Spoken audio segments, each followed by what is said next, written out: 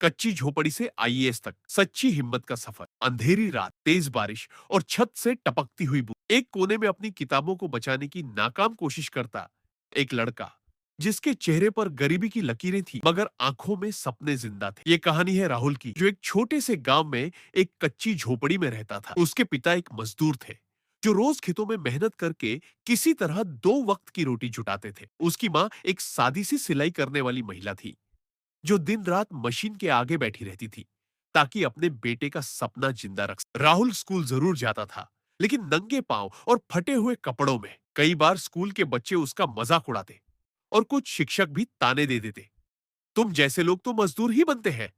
लेकिन राहुल ने इन बातों को अपने दिल पर नहीं लिया। उसके पास न तो अच्छी किताबें थी, न बिजली, न कोचिंग, लेकिन एक चीज थी जो सबसे कीमती थी, उसका संकल्प।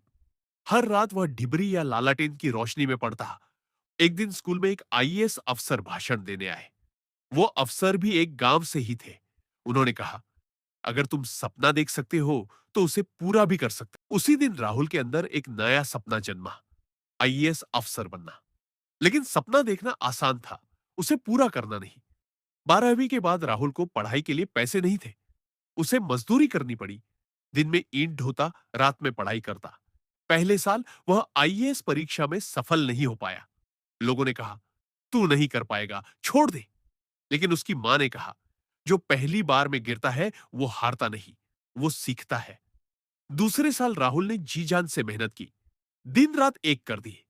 इस बार उसने न सिर्फ परीक्षा पास की, बल्कि टॉप 50 में उसका नाम आया। जब गांव में यह खबर पहुंची तो सब दंग रह गए। वही लड़का जिसे कभी मजाक समझा गया था, अब पूरे गांव का गौरव बन चुका था।